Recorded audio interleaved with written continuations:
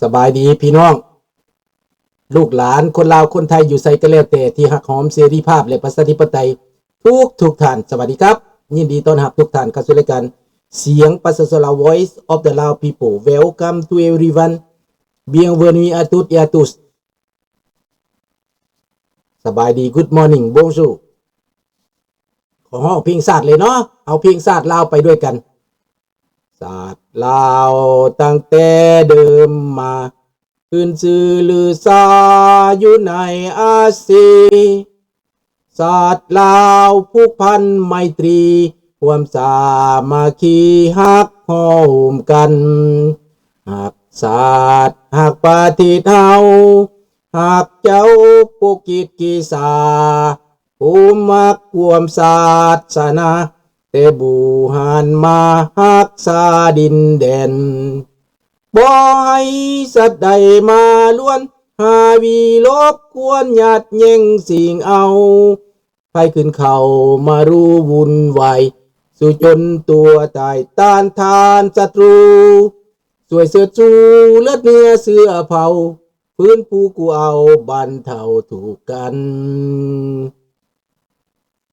ขอบใจเด้อพี่น้องเด้อสบายดีเกิมสบายดีเบิร์ดทุกท่านพี่น้องมื้อนี้ก็ด้วยความเคารพทุกท่านและFCทุกท่านที่เข้ามาฟังรับชมดีใจที่พ่อกันอยู่ตลอดเวลาเนาะมื้อนี้จะมาข่าวให้ฟังว่าประเด็นของมันกระบอนว่าอันเซอร์ไบจานเตรียมเข้าในโต้หนีห่างอิทธิพลเถื่อนรัสเซียในแถบนั่นนะเตรียมเข้าในโต้กันเบิดบ่แม่นตั้งแต่ว่าสวีเดน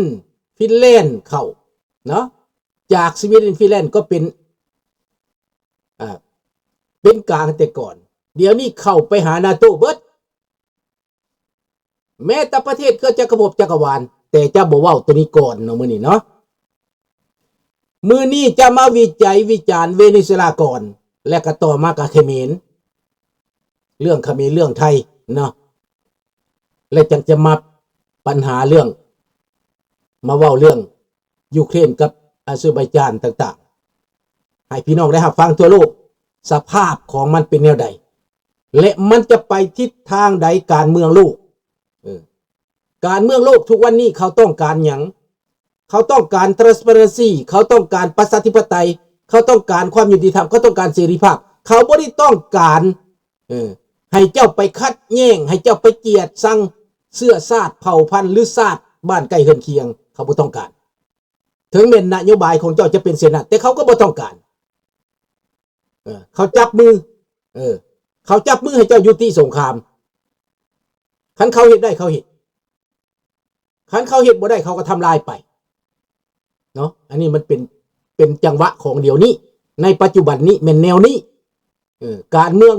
มาตอนนี้ตอนนึงแม่น globalization เมื่อก่อนนะเป็นโลกาวิวัตน์โลกาวิวัตน์นี่จักวิวัตน์ไปทางดีทางชั่ว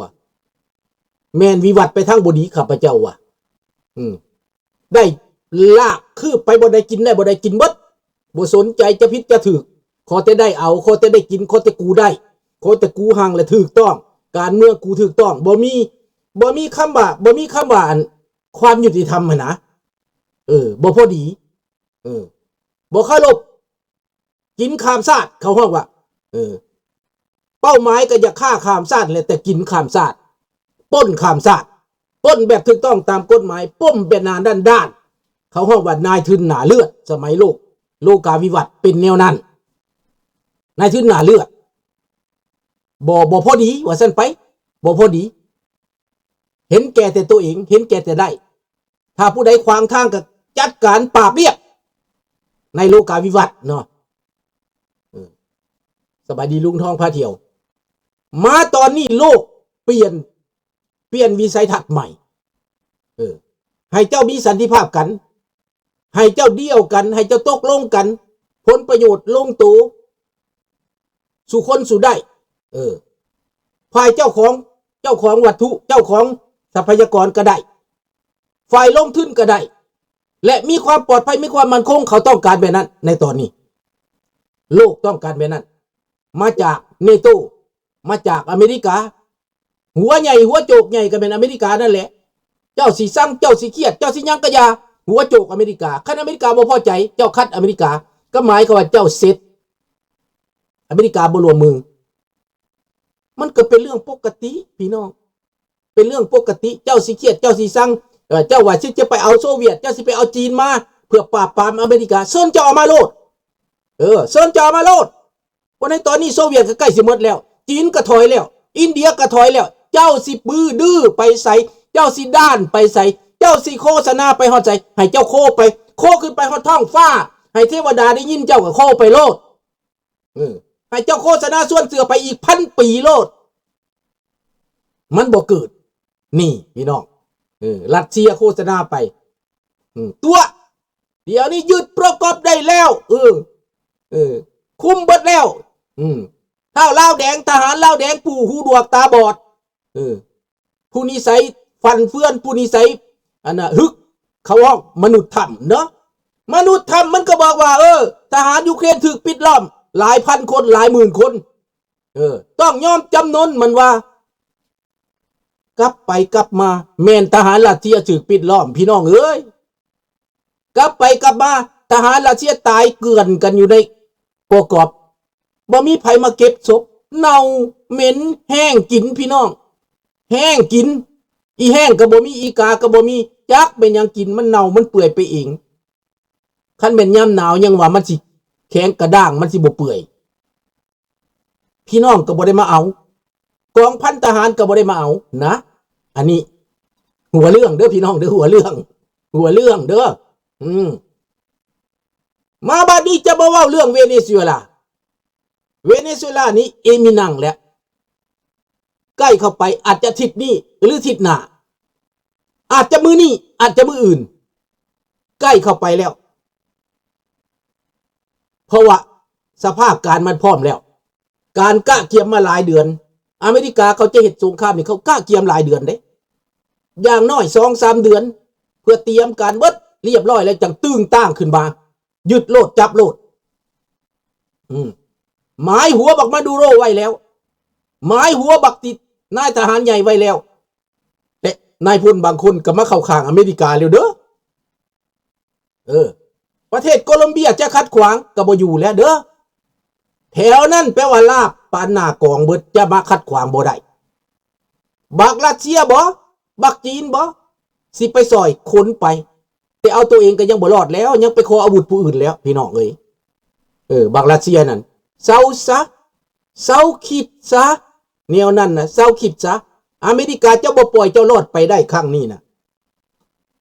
คันเว้าแล้วมันคืออเมริกาเนาะข่มเหงหมู่เนาะกันเบิ่งสักหนึ่งเนาะเขาบ่ได้ข่มเหงเขาเจรจาให้เจ้าเซายาเสพติดเขาเจรจาให้เจ้าหยุดเป็นเผด็จการเขาเจรจาให้เจ้ามีการเลือกตั้งเขาเจรจาให้เจ้ายอมหับฝ่ายค้านให้มีทั้งฝ่ายค้านฝ่ายรัฐบาลให้เป็นประชาธิปไตยแต่เจ้าบ่เอากระสมน้ำหน้าเจ้านั่นละสำหรับเวเนซุเอลาจงไว้ดีก่อนเพราะเขาจะเห็นในทิศหน้าทิศฮือบางที่มือแรงนี่ก็ได้ตู้มือแรงนี่ก็ได้นะฟังเอาเด้อพี่น้องเด้อสบายดีผู้คำมาใหม่ทุกท่านเนาะสบายดีท่านสำราญลูกท้องปลาเที่ยวเด้อสบายดีทุกท่านพี่น้องดังนั้นในเมื่อว่าเวเนซุเอลาเป็นแบบนี้อยู่ในท่าทีแบบนี้บ่ย่านหยังเพราะว่าอเมริกาปิดล้อมไว้เบิดแล้วหันใจบ่ออกแล้วมาดูโรก็ได้เต้นดองอยู่ในหันแหละเหมือนนางเขียดคาค่ำเต้นอยู่ในอ่างนั่นแหละพี่น้องบ่มีหยังมันก็เป็นแบบนั้นบาดนี้พี่น้องมาเว้าประเทศเขมรนี่หลังจากเกาหลีใต้เข้าไปยึดเข้าไปจับเข้าไปเอาทหารเอาไปประชาชนตัวเองกลับคืนประเทศจับเอาพวกคอเซ็นเตอร์พวกที่มาเฮ็ดเวียกให้บักสนจื้อพวกที่มาหับไส้และพวกที่มาฆ่ามาขายพวกที่มาถูกตีถูกหลอกจับคืนไปเบิดกวาดล่างอยู่ในลาวกวาดล่างอยู่ในเขมรลาวก็เดือดร้อนไปเบิดพี่น้องประเทศคอเซ็นเตอร์แม่นลาวต่อไปลาวก็อยู่ในขันอัตคัดคือกันเด้อพี่น้องเดินลาวเขาก็ได้ชาตาสวยมันสิรวยเข้าหนึ่งเด้อ มันสิโป้บัดลาบักแตงสร้างหน่วยป่ายคนลาวเฮาเอ้ยพี่น้องเอ้ยขอกำลังใจจากพี่น้องคนไทยนะครับอย่าไปสนับสนุนเผด็จการ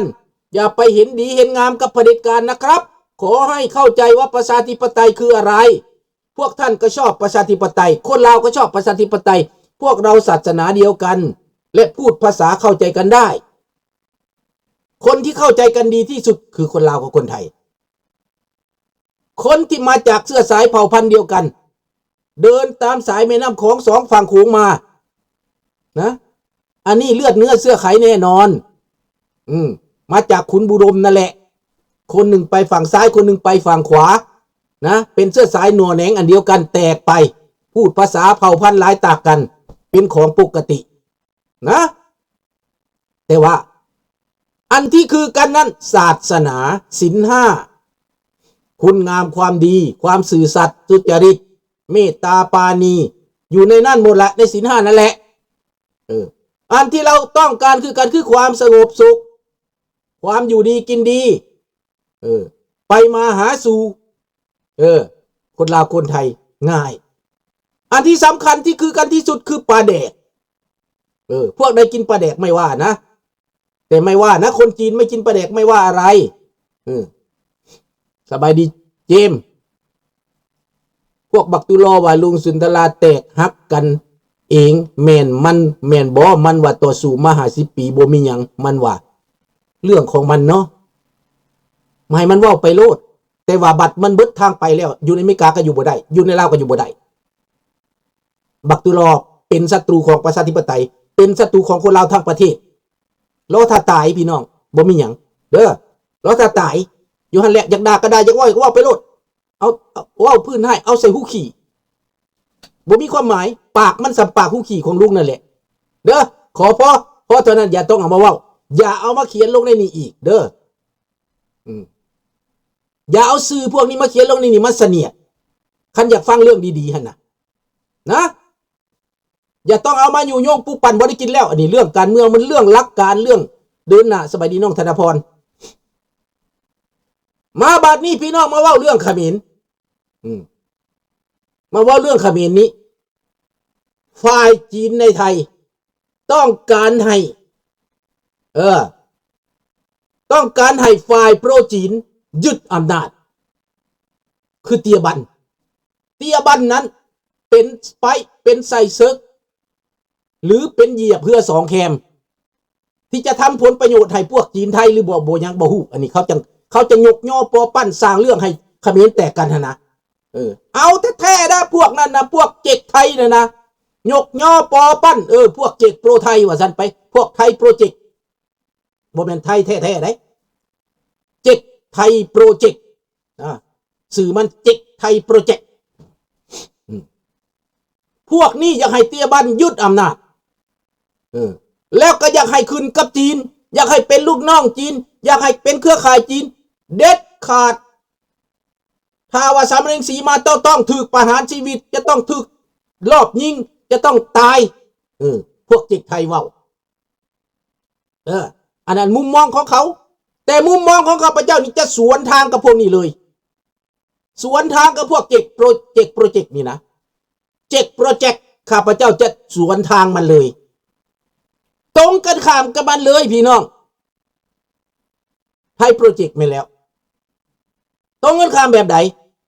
ข้าพเจ้าสิอธิบายเดี๋ยวนี้เตียบันกับลูกชายแมนยูจะเป็นนายทหารแต่เจ้าก็เป็นลูกน้องเขาหุ้นเส้นเรื่องดีบ่ดีหุ้นมาเน็ตเรื่องดีบ่ดีเจ้าก็เป็นลูกน้องเขาแต่งตั้งเจ้ามาเขายกเจ้ามาเจ้าปฏิวัติเจ้าสิเอาเงินมาแต่ใส่มาจ่ายเขาจ่ายทหารการปฏิวัติใบดีน้องธนพรเจ้าสิเอาเงินมาแต่ใส่แล้วอเมริกาเขาบ่ยอมรับอำนาจปฏิวัติได้ประเทศไทยปฏิวัติเขาก็บ่ได้พร้อมแต่เขาก็บ่ได้คัดค้านแต่เขมรปฏิวัตินี่บ่ได้อเมริกาบ่รับโลกบ่รับนาโต้บ่รับเห็นบ่สบายดีสมพร